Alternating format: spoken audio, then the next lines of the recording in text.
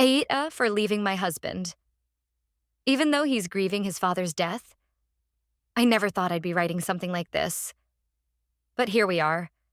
I'm 34. My husband is 38. We've been together for 9 years, married for 7, with 2 beautiful kids. For most of our relationship, I thought we were solid. Like, really solid. We'd been through financial stress, pregnancy losses, family drama, and we always came out stronger. At least, I thought we did. A few months ago, his dad passed away after a long battle with cancer. It was brutal, emotionally and physically draining for everyone. He's the oldest of 8 kids, and where we come from, that carries weight.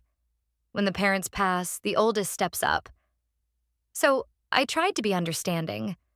I tried to give him space, to support him, to not take it personally when he started pulling away. But at that time, I was 11 weeks postpartum. I'd just had our second baby, after a horrible pregnancy. I was exhausted, in pain, depressed. I was barely sleeping, constantly nursing, and felt like I was disappearing into motherhood. Still, I tried to be there for him. But every time he sighed when I asked for help, or avoided me altogether, it chipped away at me a little bit more. Then, one night, maybe 4 weeks ago, he fell asleep watching YouTube. His phone was unlocked. And that gut feeling, that female intuition that you can't quite explain, just kicked in. I told myself, no, don't. You've done this before. You promised yourself you wouldn't snoop. But every time I've had that gut feeling, I've been right. So I looked, and I found a locked contact. No name, just an emoji. We're not huge WhatsApp users, so that alone was weird. Then I saw the call logs, multiple calls, at all hours. And then the email, flight details, to our town, booked around the time I was 8 months pregnant. I felt my heart drop. I woke him up shaking and asked him to unlock the contact. He hesitated for a few seconds, and that told me everything I needed to know. Then he sighed and said, "Okay, I'll tell you the truth." He confessed.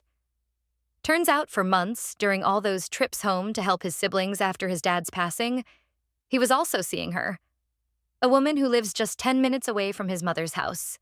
And if that wasn't enough, he'd flown her to our city.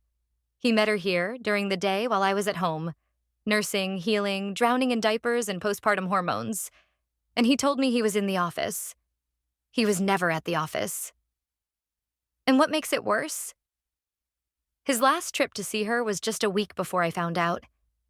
He left me, 10 weeks postpartum, crying, barely functioning, to go cheat.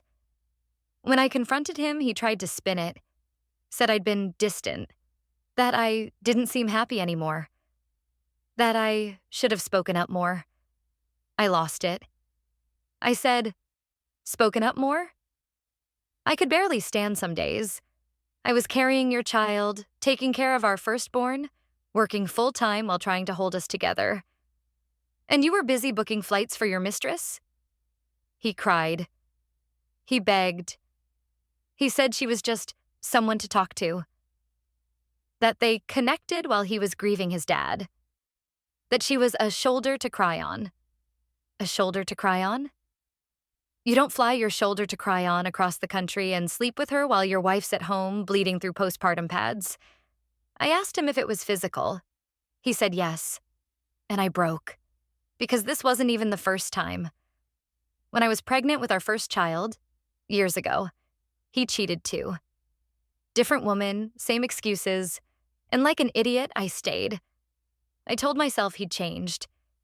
He'd cried back then too, said it was a mistake, that he was lost.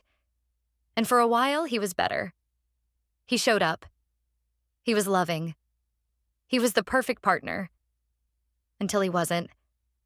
Now he's saying all the same things again. That he's sorry. That he's blocked her. That he's not himself. That grief made him do it. But here's the truth. Grief doesn't make you cheat. It doesn't make you lie, sneak around, plan trips, delete messages, gaslight your wife, and look her in the eye while saying you're at work. That's not grief. That's betrayal. And yet, part of me still feels guilty. Because he's a broken man. He's grieving his dad. He has panic attacks. He's not sleeping. He's apologizing nonstop. And here I am, wanting to walk away. But how can I stay? How do you forgive someone who's betrayed you twice? Both times while you were carrying or caring for their child. My parents want me to take time to think. They've been amazing even from far away. But I can't just pack up and leave. We just closed on a house 3 months ago. The paperwork is almost done. My lease ends next month. If I don't move into that house, I literally have nowhere to go. And with 2 kids, one still nursing, that's terrifying. He's on the couch now. We barely speak. He keeps saying he's committed, that he wants to fix this, that he'll do anything. But the thing is, I don't want to fix it.